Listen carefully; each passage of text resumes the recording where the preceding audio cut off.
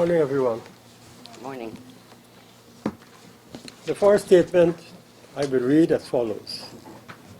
Mr. Granger has moved from blood on his carpet to egg on his face in the way he governs the country. Threats and indecisiveness is the order of the day. From whichever way the ineptitude of government is examined, it is the lives or economic well-being of individuals or groups of Guyanese that is at stake and is being placed in jeopardy by a government that is insensitive, cynical, and discriminatory in nature. This has been a long-established and indisputable fact. Corruption. Another attack has been launched on the private sector by Mr. Granger, branding them corrupt and of aiding and abetting corruption. This is the ultimate manifestation of deception on the part of the Granger administration. By way of this attack, Mr. Granger is seeking to deflect public attention from his camp, where corruption is like a cancer eating away at the sinews of every branch of his administration. He has finally admitted that his government has failed in the fight against corruption because, in effect, it has become a partner in white-collar crime. East Coast troubles. In August 2013, Mr. Granger, while addressing a gathering at Buxton Friendship, called for an inquiry into the East Coast troubles. That call was made more than 3 years ago when Mr. Granger was in the opposition. Now he is in government and has the power to set up a presidential commission of inquiry, but has failed to do so. Yet, in a matter of 18 months, he has set up over a dozen commissions of inquiries. He has studiously avoided setting up a commission of inquiry to deal with the so-called East Coast troubles. How come this particular commission of inquiry is no longer a priority? Or was it just a red flag that was being waved to whip up political sympathy for his 2015 elections campaign? Clearly, this is another manifestation of a failed president who likes to pretend that he's standing on the side of the law and the Constitution, but who, at the same time, has embarked on a path to criminalize public policies pursued by the previous PPP administration, the bottom line of which is aimed at poisoning the political atmosphere in Guyana. Confrontation with the DPP's chambers. By seeking to divert attention from the torrent of criticisms facing his administration over the past months, and with the mainstream media becoming increasingly critical of the APNU-AFC, the Granger administration has resorted once again to witch hunting of former PPPC presidents and government ministers, threatening the use of special prosecutors outside the ambit of the DPP's chambers, on the ground that prosecutors from the DPP's chambers were not favorably disposed to prosecuting government-inspired investigations, which the DPP's chambers recently debunked as a lie coming from the Attorney General's chambers. This is clearly another manifestation of interference by the executive in its attempt to sideline, undermine, and to usurp the legal and constitutional authority of the DPP's chambers. It is as disgraceful and shameful as the previous attempts were at the public service, the police service, and the judicial service commissions. Next is the government decision to launch a nationwide campaign to revoke scores of firearm licenses. This move by government must be viewed from two perspectives. First, as a distraction, and second, as an act of desperation aimed at shoring up government's failed crime-fighting policy.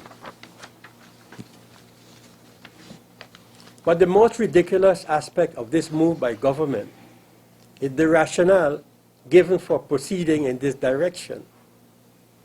They claim that there have been, quote-unquote, hearing stories, and that licensed firearm owners, quote-unquote, may be renting their firearms to criminal elements. Is this the basis on which this campaign is going to be launched? Hearsay? Should such a campaign be evidence-based rather than speculation-based? What scientific research or studies have been done to justify such a move on the part of government? The links between guns and violence is a complex matter. Will the approach by government be permissive or be restrictive? What the government has done to justify its intended action is to politicize rather than professionalize the issue of gun control by introducing language such as gun violence prevention. The government must answer the question whether its approach will see changes in the Firearms Act to make the legislation more restrictive and or to bring the laws in line with United Nations resolutions to regulate civilian ownership of small arms. Studies in a number of countries have shown that lots of guns do not necessarily mean lots of violence. No studies have been done in Guyana to prove this is the case. If the government wants to address illegal firearms in Guyana, the first thing they must address is the missing 237 weapons, among them semi-automatic weapons that were issued by the Guyana Defense Force in 1979 to the Ministry of National Mobilization and Development. These included 50 pistols, 100 magazines, 20 Berettas, SMCs and accessories, 15 M70 rifles, 10 879 guns, 11 light machine guns, all of which were signed for by one Comrade Skeet on behalf of that ministry. In addition, 7 Smith & Wesson weapons were issued on May 18, 1976 to Mr. Robert Corbin, the then Parliamentary Secretary to the Office of the Prime Minister. Who knows whether this practice has not recommenced with the assumption of the PNC to office closed in the APNU. After all, we too are hearing stories, and maybe this is what is happening again. Incidentally, we heard that the Acting Commissioner of Police issued a number of firearms bypassing the Firearm License Approval Board and all other established procedures. Mr. Granger and Mr. Ramjatan must be honest with the nation and clean the blood on their carpet. They still have time to do that.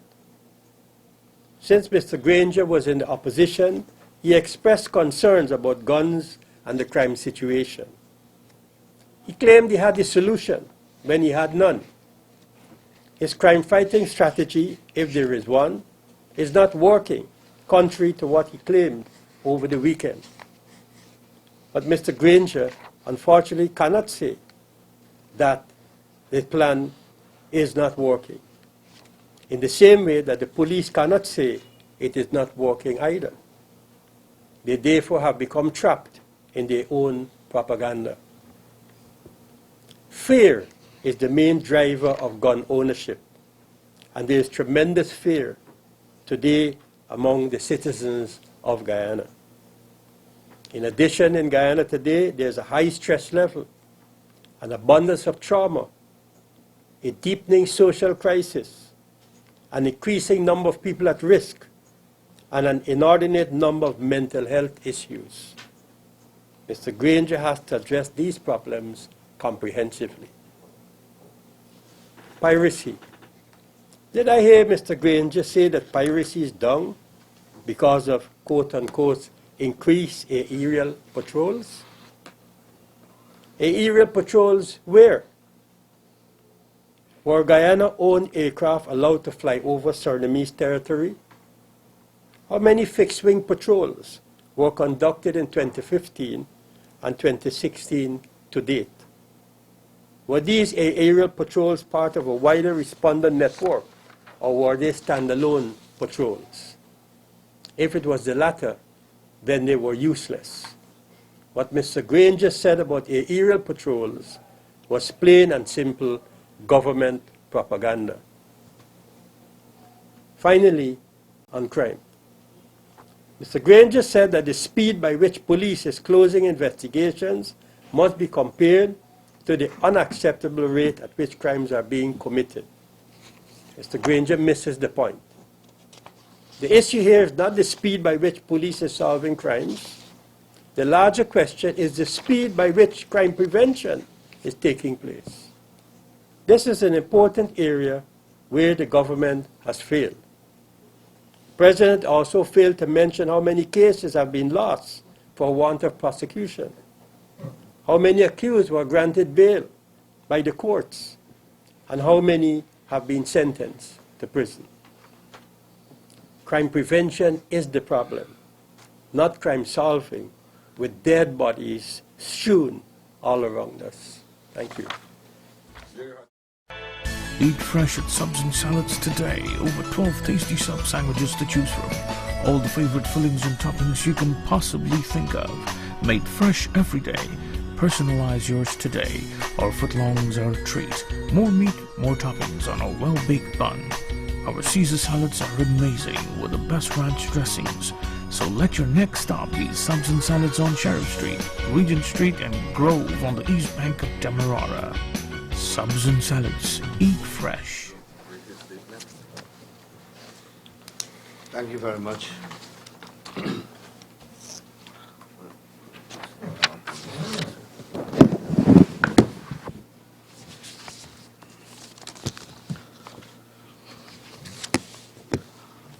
Erskine May's Parliamentary Practice, 12th edition, on page 234, states, and I quote, "The chief characteristics attaching to the office of the Speaker in the House of Commons are authority and impartiality. The opposition has had cause, unquote, sorry, the opposition has had cause to repeatedly complain against the Speaker's conduct in the National Assembly. The sitting of the National Assembly of the 4th of November 2016 provides another such occasion. It is now public knowledge that at that sitting I was prohibited from speaking and participating in the business of and subsequently expelled from the National Assembly by the Speaker. I am an elected member of the National Assembly. My right to speak and participate in the business of the National Assembly is grounded in the supreme law, the Constitution of Guyana. This issue was elaborately addressed by Chief Justice Chang in a case filed by me as Attorney General on the 27th of November 2012, when the then joint opposition gagged then Minister of Home Affairs, the Honorable Clement Rohi, from speaking in the National Assembly. In the course of his 34 pages judgment, Chief Justice Chang at page 27 posited thus, I quote, "It is the view of this court that Mr. Rohi's right in the Assembly, right to speak in the National Assembly, derives from his office as a member of the National Assembly and not from his office as an executive minister. Thus, his right as an elected member of the National Assembly must be concomitant with his constitutional duty to speak for and to represent his electors in the National Assembly, who in turn have a concomitant right to be so represented. It is here apposite to note that Article 9 of the Constitution expressly provides sovereignty belongs to the people who exercise it through their elected representatives. End of quote, as a quote from Justice Chang's ruling. On the other hand, the Speaker is not an elected representative of the people, but is elected by the members of Parliament and hold office at their pleasure. His status, role, and function lack the constitutional underpinning and security of tenure which elected members enjoy. The word parliament is derived from the French infinitive parler, to speak, and the Latin derivative parli, which means speak. In any democracy, Parliament is the highest forum for discussion and debate. A speaker's role is to maintain order with a view to facilitate and encourage debate, not to curtail and frustrate it.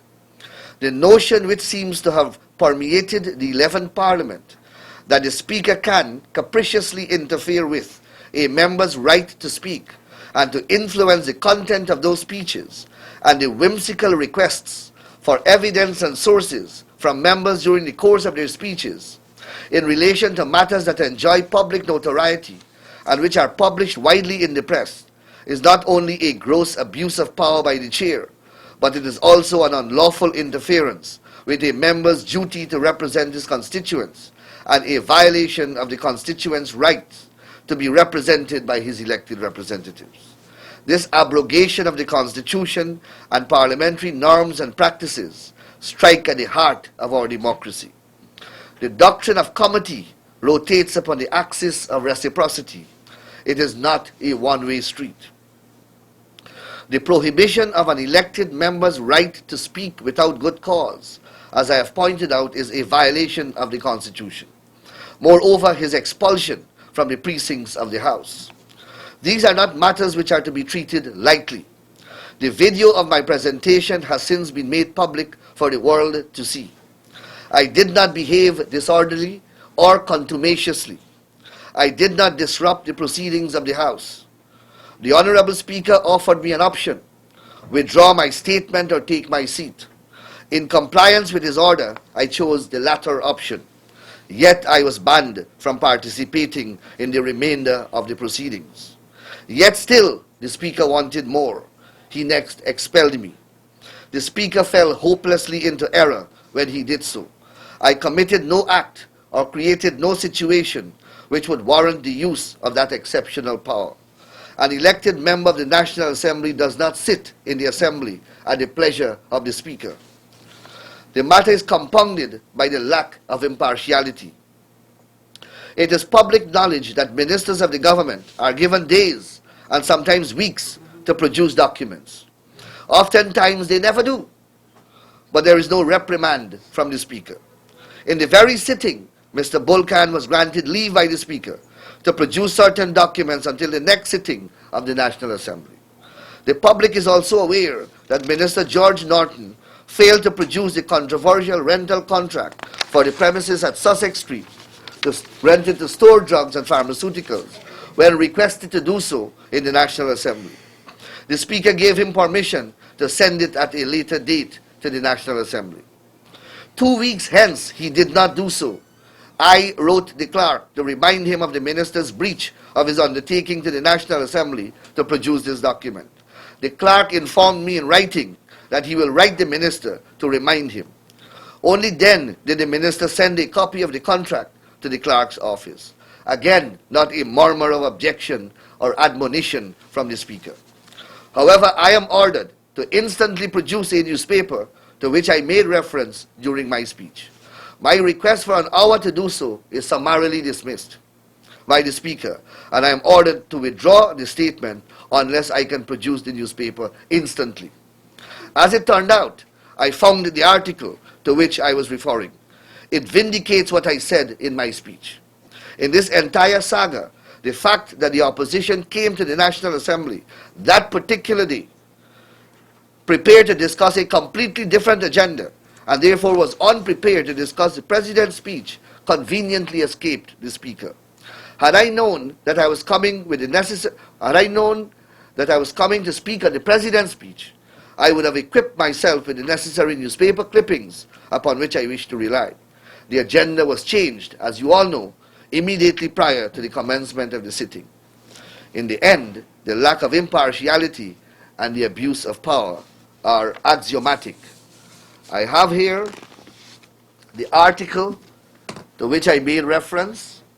It's an article published by the Kaichor News on the 23rd of August 2016 under the heading, Government Pays BK 5.7 million on a simple threat letter. Bolkan's photograph is here. In the article itself, written, I believe, by Guyana Wilborg, a reporter of the Kaichor News, it says this. In an interview with this newspaper, the politician, that's Bolkan, explained that indeed the court said that BK International should be compensated after its contract for the management of the Hackbush contract was arbitrarily terminated. Bolkan said that the company, however, never moved to the court for compensation. He revealed that by way of a letter, BK made a claim for over 10 million US to the government. The Minister of Communities said he's not sure what or how or when the issue of BK going before the court to make his claim was manufactured. And that is where I got the information from a Kaichor News newspaper, which a reporter, I believe it is Guyana Wilborg, spoke to the Minister of Communities, and that is what he said. This newspaper article was never refuted by the minister, and I pointed that out to the National Assembly. Yet the minister stands in the Assembly and with a straight face says that he never made such a statement. And this brings me to the second component of what I wish to speak on. It is the tendency of ministers of this government to lie in a barefaced manner to the public and to the National Assembly. We saw Minister Norton lie in relation to the bond contract at Sussex Street, as a result of which he had to apologize. Here you have Minister Bolkan lying to the National Assembly, saying that he never said this, yet it was published and he never refuted it. And I wrote several articles after that in which I highlighted this particular statement attributed to Mr. Bolkan, and he never once refuted it.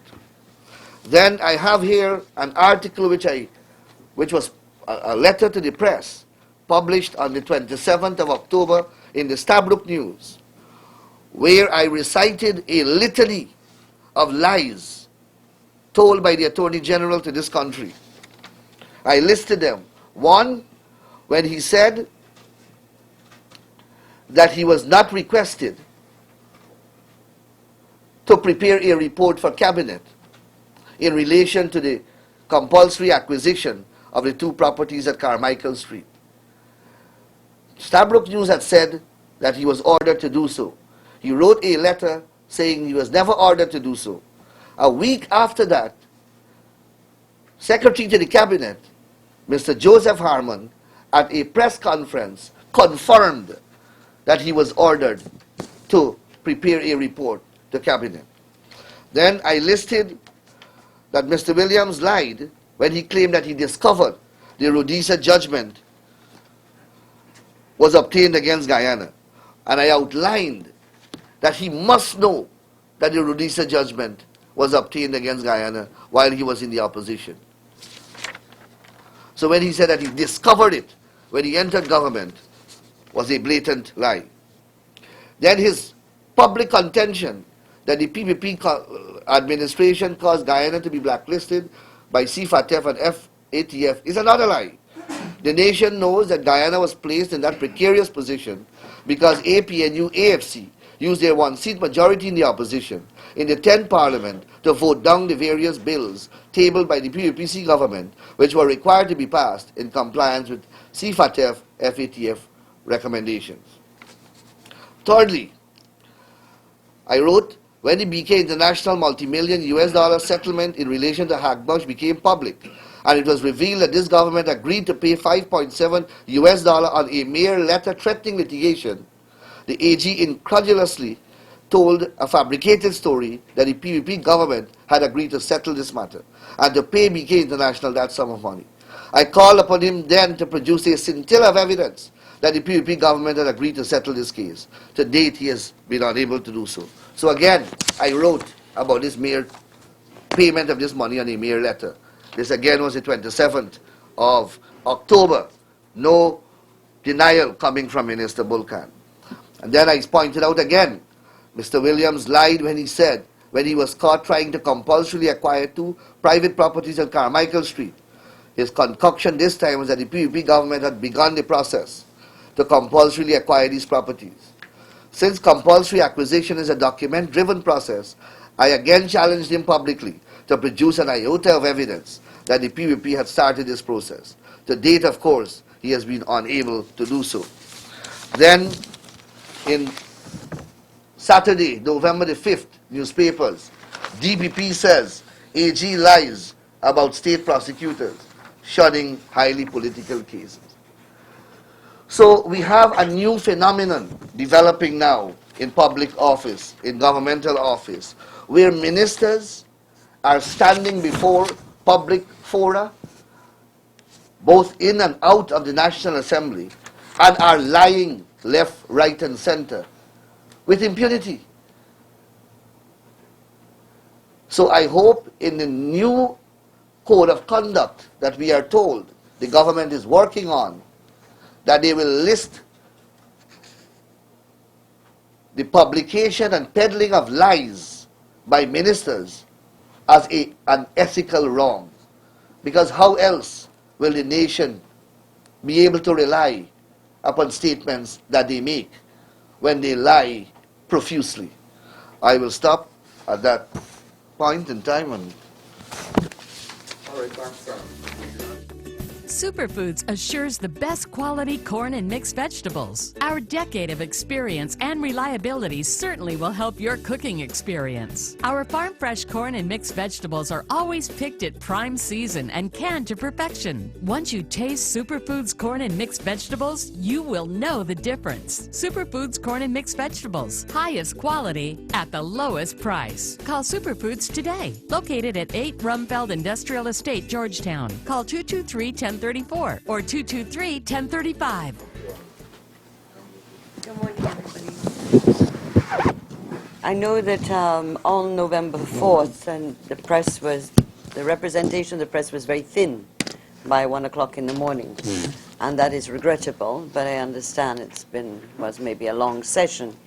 But I think I have to go back to what began the controversies. And that was the fact that Private Members' Day was supposed to be held on November 4th. And those of you who were there at the October 27th sitting may have remembered that the audit paper was circulated that morning, around 1 o'clock in the morning, which showed that all our items, 3 motions we had, had been given precedence on the audit paper. In fact, the government, on the morning of October 28th, 1 o'clock in the morning, had absolutely no business on the audit paper. On November 1st, we got a supplementary audit paper having a motion to debate President Granger's address. This was odd, and we tried to ascertain where was this going to be debated. We were told that then the fight began outside of Parliament. When was Private Members' Day, was not resolved as of Friday when we went to Parliament, and there was a meeting with the Speaker, myself, Chief Whip Amna Ali, and the clerk. Minister Amna Ali's computation of when is a Private Members' Day would have put us at the 48th sitting. I remember Friday was the 45th sitting. And if you remember the schedule that we were given, November 17th, November 28th for presentation of budget, December 5th for the debate to start on the budget, the 48th sitting would have fallen on December 5th, the day of the budget. And therefore, our Private Members' Day would have rolled over sometime into January, February 2017. We found this highly unacceptable. As an opposition, we have had one day in December 2015. You will recall, some of you who do cover Parliament, that we were supposed to have a sitting in October. That was our day. And that is when the Prime Minister deferred for 54 days and then another 2 weeks and so forth until we got our day, the middle of December. Just a little, the cusp of going into Christmas. And then we had January 12th, May the 14th, August the 4th, and then November 4th. So in the whole debate and the discussions prior to, Minister Amna Ali, on behalf of the government, refused to give us our day. And the Speaker said that you could compromise, we could share the date and have Mr. Granger's, the motion on the President's address, debated between 2 and 4 o'clock in the afternoon, and the rest of the day would be ours. She absolutely refused, said she had 16 members for the debate. My conclusion is that the whole reason why this took place wasn't only to knock us off Private Members' Day, but the fact that the address by the President was on October 13th. A government motion has to have 6 days. A private member's motion has 12 days. That there was ample time for the government to bring a motion calling for the discussion on the address by the President. By putting it on November 1st, Sunday, November 1st, it did not have the 6 days. And the fact that the Speaker suspended, waived the standing order to allow them to not have the 6 days, which is a prerogative of government, but it mustn't be abused either. I believe firmly that the insertion of the debate on the President's address was deliberate, a ploy to ensure that the Private Members' Day would not take place. In the end, after much discussion, we demanded that we have a day before the budget, and that we demanded that November 21st be our day. We believe that the items we had on the agenda, particularly the parking meters and the Jubilee Durban Park Development Project, were of great interest and public importance to the Guyanese people, and they should have been heard. And let us hope on November 21st they will be heard, and we will have a private member's business having precedence over government. That is one component of the scenario that took place on November 4th. However, we noticed previously that the Speaker has a penchant for demanding documents and where they are from and so forth. And I want to just remind you of the handbook and the standing orders that basically says the reason why as a member can quote from any document, he can give a source, and he makes it available to whom?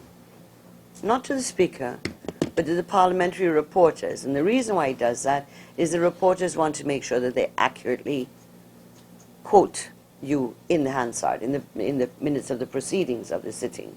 So there's no requirement of you submitting a document or quoting exactly for the purposes of the Speaker. Furthermore, my colleague Anil Nandalal quoted from Erskine Mays, and he's quoting from the 12th edition. I have the 23rd edition, so I'm a little more up to date than you are there. But this is what it says, and both sections are there.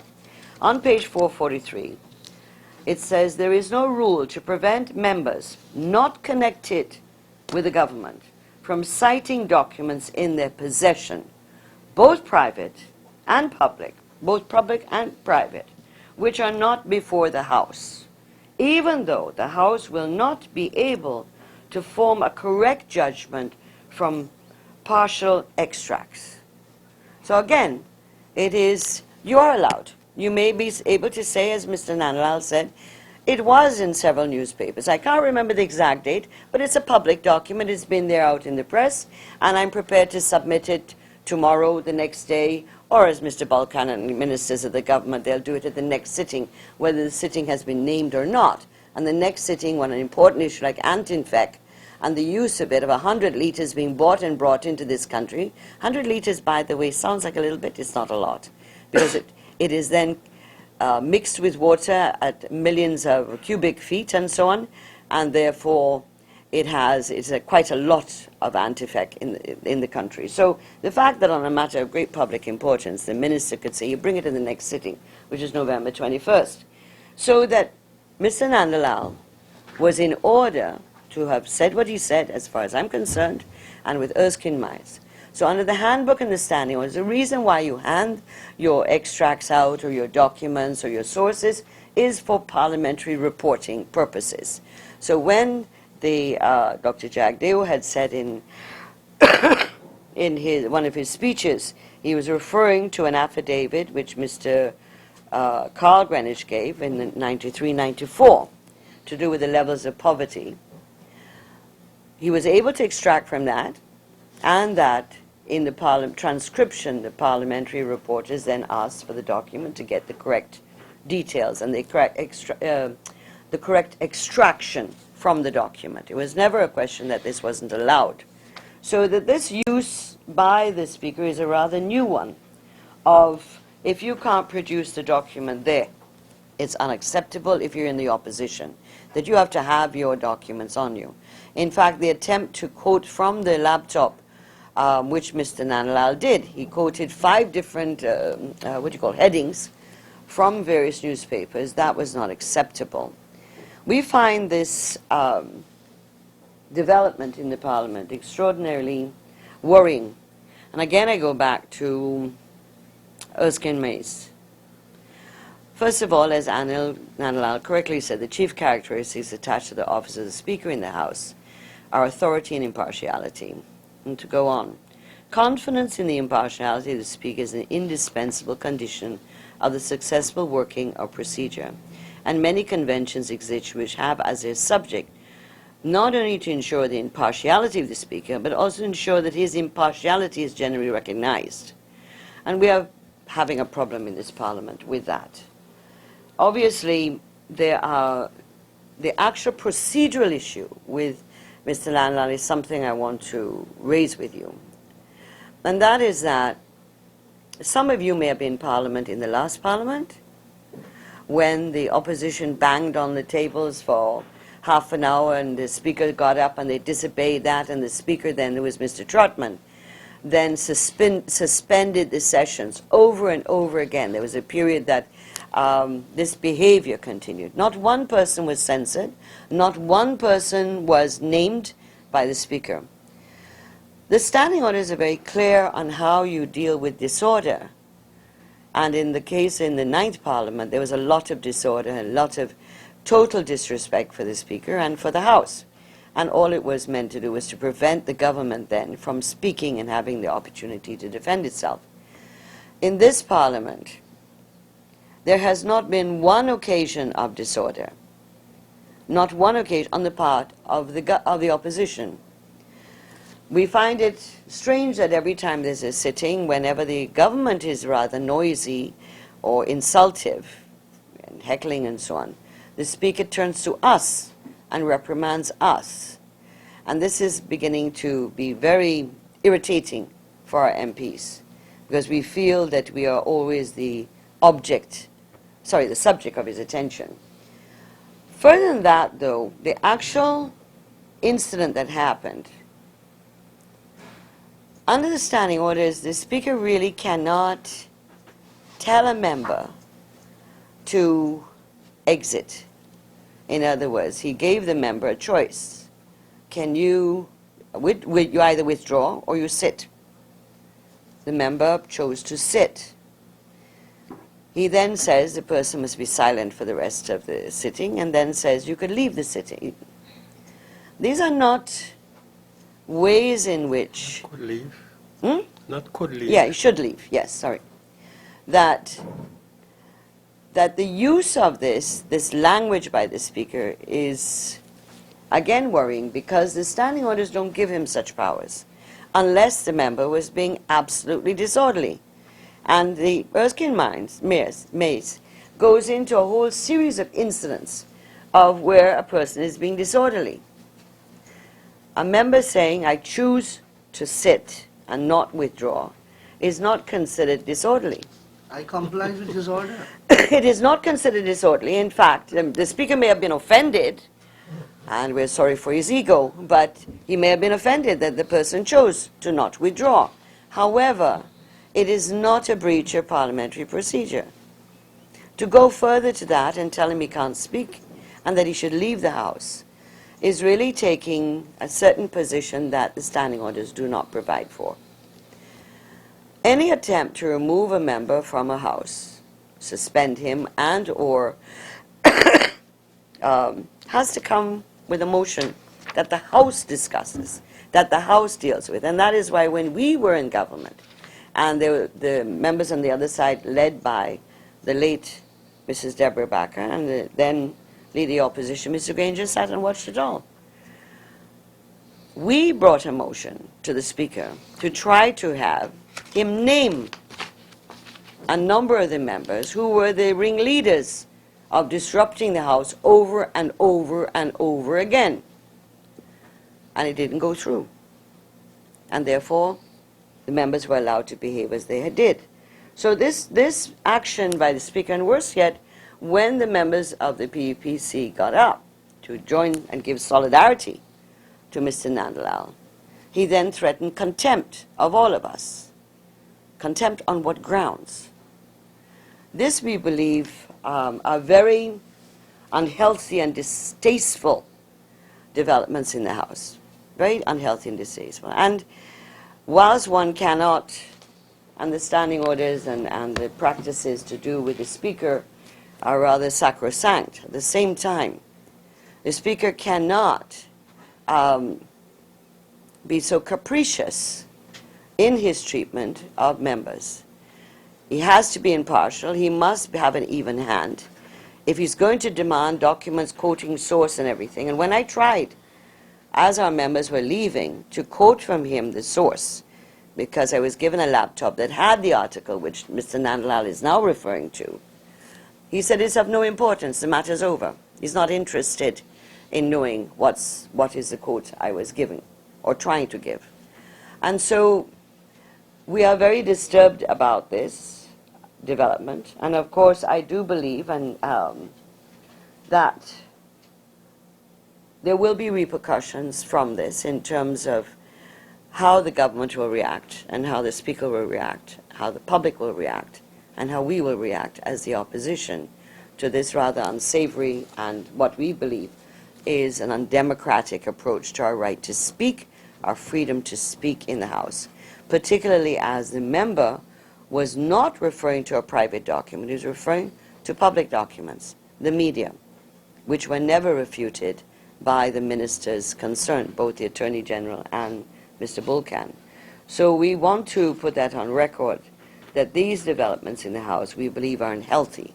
One, that we don't have our private members' day. We've only had 4 in 17 months, and that we feel that the opposition members of the House are being muzzled in having their time before the House, and then the particular incident with Member Nandalal, which we believe is a breach of his democratic right to express himself in the House, particularly in this instance where he was not being disorderly whatsoever.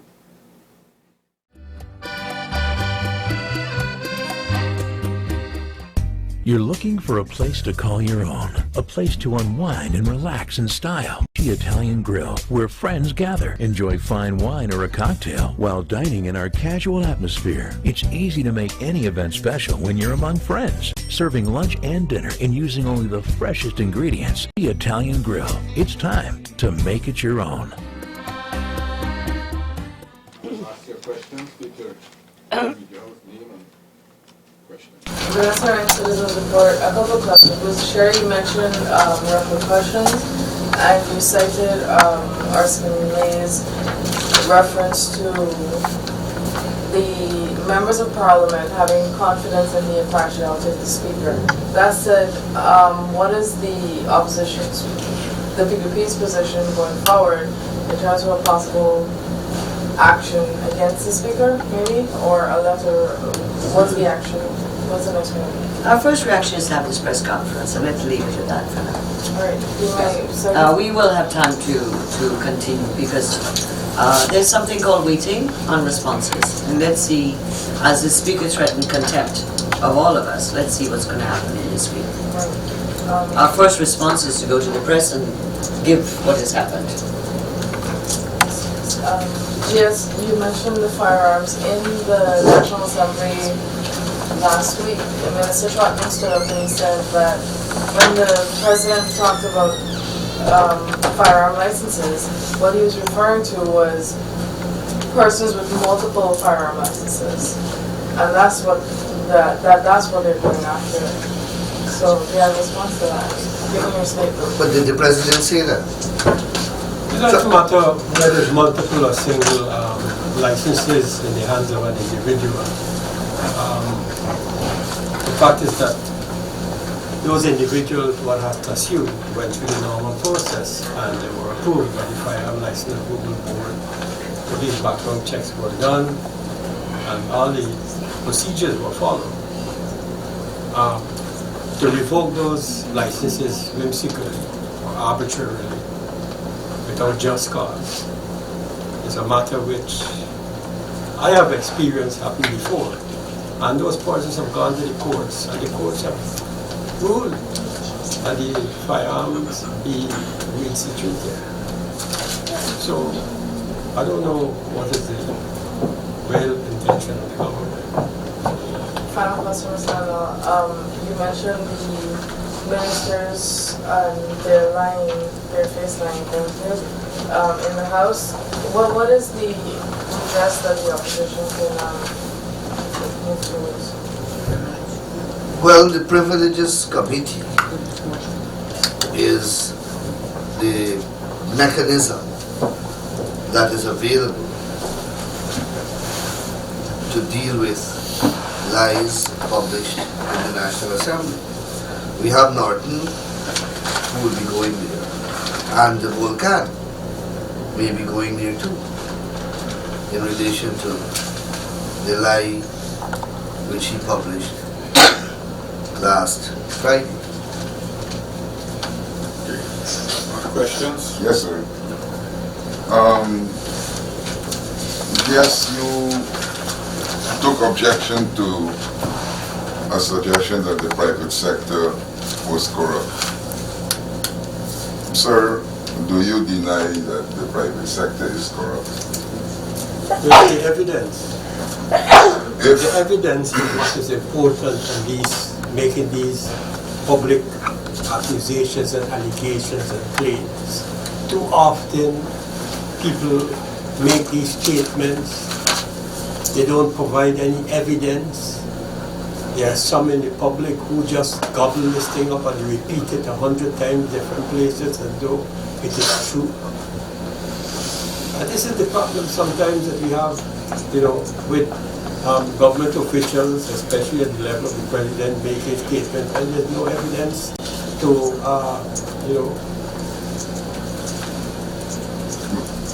back up what was said. the GRA has repeatedly moved against people in the private sector, businessmen, for smuggling. Many have appeared before the court.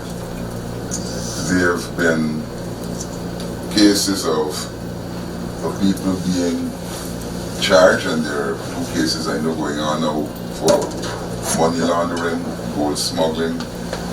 And there have also been the cases of income tax dodging on some cases where publicly stated that in the case of private sector employers have attempted to bypass whatever happens at the wharf to pay their due fatter duties. Would you consider those acts of corruption? My argument is to point in one direction without pointing in the other direction is problematic. We are using the political argument, as Granger is, by seeking to deflect attention from what is happening in his camp, with the mounting corruption activities that are emerging, and there's more to come. And by the way, I noticed the Kaichung News and some of the newspapers in particular have taken off their pages what is happening at GCOM. All these other corrupt exercises, they're not talking about it anymore. I don't know why that is happening, but the point I want to make is this. Pointing in the direction of the private sector without admitting that I am having problems in my county is a double standard. The next thing I wanted to ask... So there may be instances of corruption in the private sector. There may be instances, but you can't use that as an excuse not to speak about what is happening in the public sector, in the government circles as well. Just to add to what GS has said, and that is that in what way is it helpful to our country, to the business community, to the economy, to castigate and throw an accusation on an entire sector? No, undoubtedly there are private companies that have been found for all sorts of wrongdoing. You work for a private company, Mr. Adam Harris, and there have been questions there too. So that... And you work for two private companies? Oh, two? Okay, I've lost that. So, in what way does it help the country? I have no problem with the president or anybody saying this one has been charged and that one's been charged and that. But to take everybody and lump them together is unhelpful, and it is damaging to our country. Because when your headline at Catch or any of your headlines come up, private sector of Guyana is corrupt, what message are you sending internationally and globally? There is no rhyme and rhythm to the thought process behind these comments. In what way does it help us? In what way does it help fight corruption itself by saying the private sector is corrupt?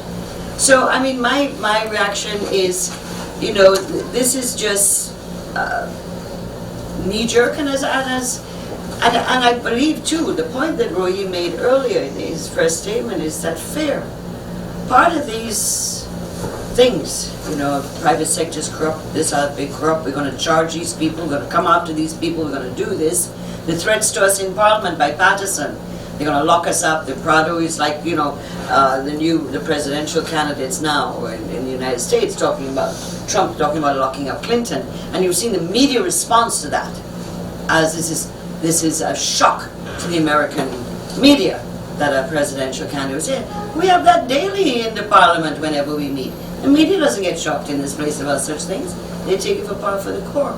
But the issue is that this is driving fear. So if I take everybody and call them Ali is corrupt, I'm really sending, as someone said on the television the other night, American television, about the dog whistle.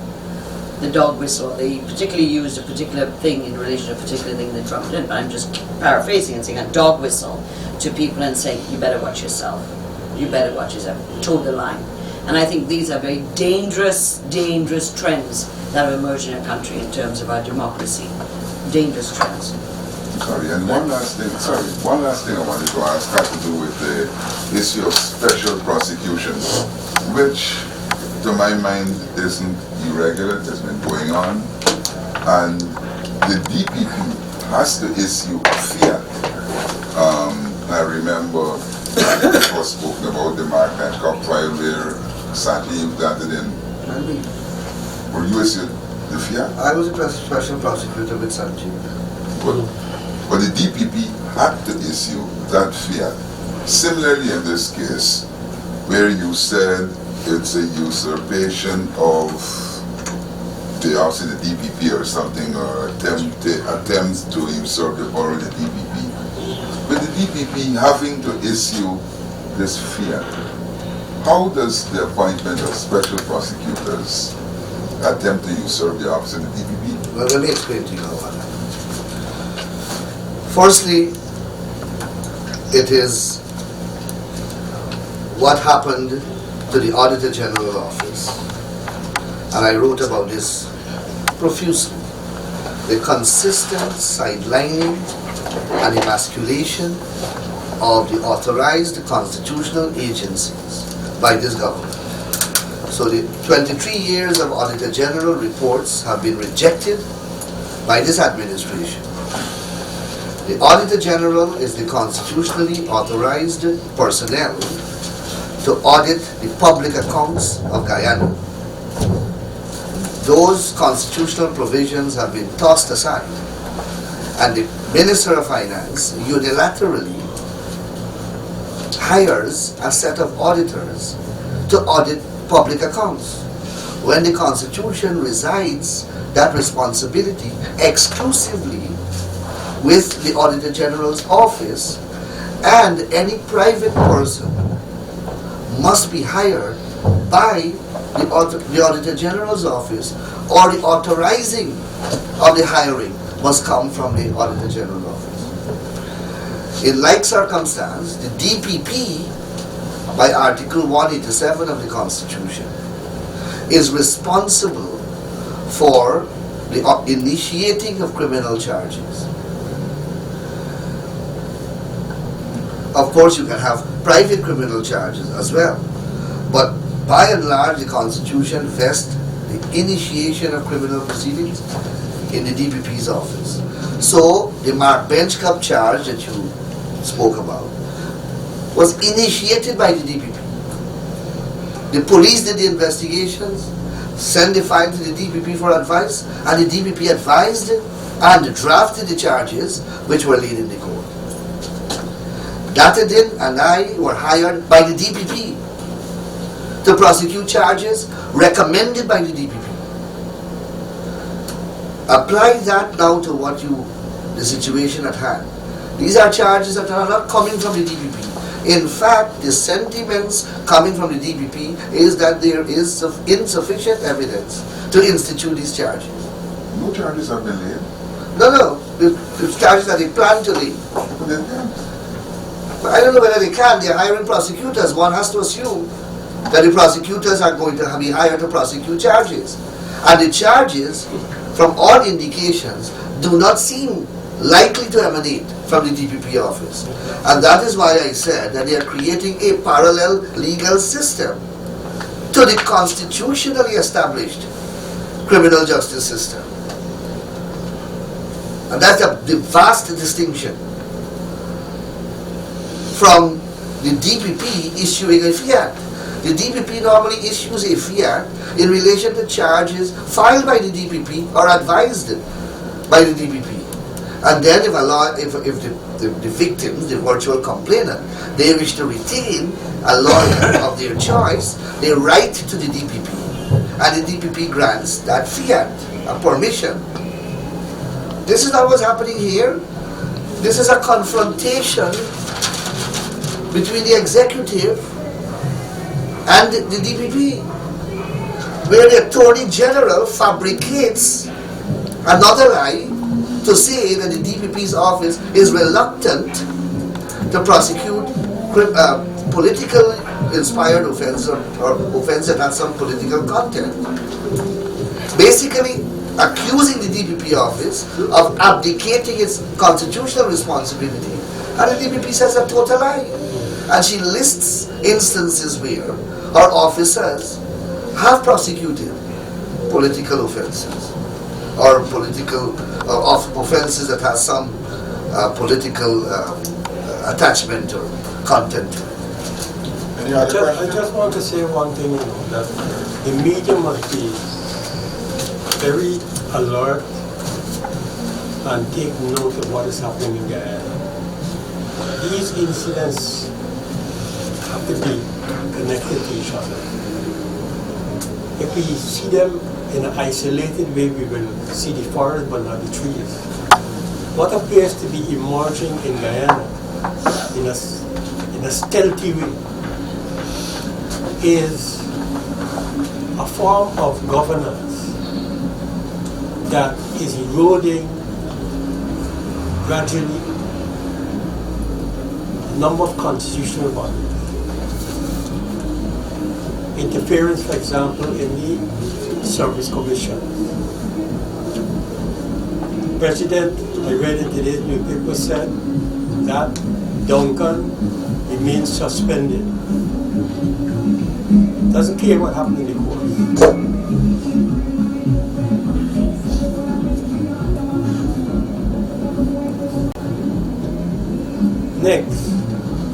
we have this example that Anil just gave about the confrontation with the DPP's chamber.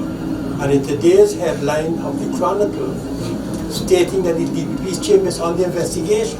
Oh, Jesus, I didn't even see that. Yeah, it's under investigation. And then you have the Auditor General's office.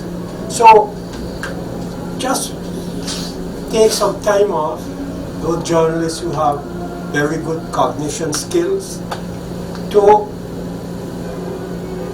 step back and watch what is happening in the country. You know, today is for one individual or group of individuals, tomorrow it may be for others. And the media has an important role to play in these matters. If you cover it up, then you're covering up crimes which you as journalists ought to be watchful about. So the press and the media has an important role to play in these matters. All that I'm saying is be sensitive to these issues, or else you will be in the dereliction of your duties as a journalist committed to, as they say, fourth or fifth estate of saying what's really happening in the country. And you get a good idea if you read about Rui Horizon. I'll get your There's a constant recitation of these excesses. Again, Mr. Rowe, you talked about crime prevention strategies. Can you say what are some crime prevention strategies the government should take to prevent crime? For instance, the actions by the speakers. Do you deem this as an act of dictation? Well, you know, it's interesting that you read that question because I think it was last year, Mr. Granger called a special meeting when there was a spike in the crime situation with his kitchen cabinet to formulate a crime fighting plan. We have never heard anything subsequently afterwards. It went to the police, it went to Mr. Ramjatan, it went all over the place, you know, like a stray dog looking for some rubbish somewhere. We never heard anything subsequently, so speaking for myself, I don't even think they have a crime fighting strategy. What they do is to meet every week at this National Security Council chaired by Mr. Granger, and there it is dictated what the police should be doing and what the army should be doing. This is where Dr. Luncheon, I think, we had a commentary over the weekend about politicization of the military and the police. He probably cabinet meeting at Guyana. Yes, but he was speaking on nonsense. So, first let's start off on the premise that the government has no crime fighting strategy. Forget all the talk. That's their job to talk and to create the impression that there is something there. But if there's something, well, this body has recently been triggered. This is the Oversight Committee for the Security Sector. We will ask that the strategy be brought in, if there's any at all. So let's examine it. We, over the years, I thought when the PPPC administration over the years, have put out our own strategy. It's published. It will need another press conference to enumerate on the different elements of this crime fighting strategy. We had a conference at the, what do you call it? The Convention Center, out of which a number of recommendations were established. And the Cabinet agreed to set up a special committee on the question of interpersonal violence to pursue the recommendations. We even took to Cabinet a request for some money to hire a consultant to assist this committee in respect to implementing the recommendations that came from the conference at the Convention Center. Regrettably, government changed, and it showed all those things. We had a National Commission for Law and Order, which was set up years ago. They disbanded that. So all those initiatives that were taken by the PPPC administration, because it was PPPC originated, they have discarded them and they started all over again. Save and except with the citizen security, which they couldn't avoid doing because that was IDB sponsored project, with the exception of a few tweaks here and there, Mr. Ramjitan usually say. Citizen security, IDB project, that's something that originated with the PPPC. When you take away the right of an ordinary citizen to speak, you are taking away from him a fundamental constitutional freedom. When you take away a member of parliament right to speak in the National Assembly of a country, you are committing the gravest constitutional violation. More so, when you do that in absence of a situation that would warrant the exercise of a power to discipline the member.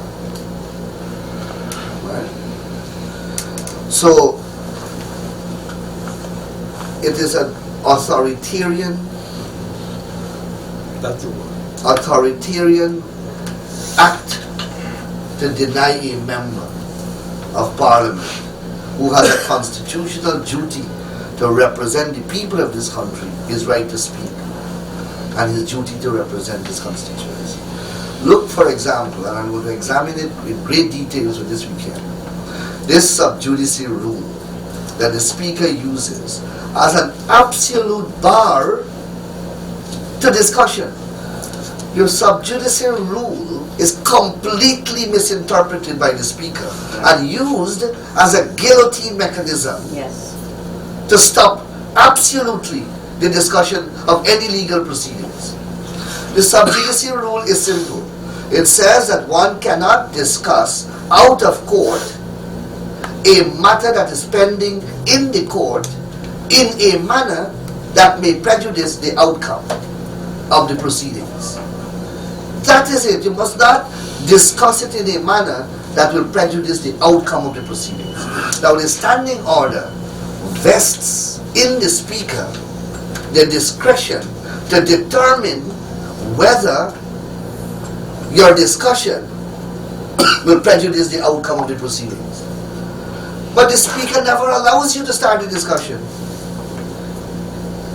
The Attorney General, who unfortunately knows very little, stands up and blocks any attempt to discuss any pending case.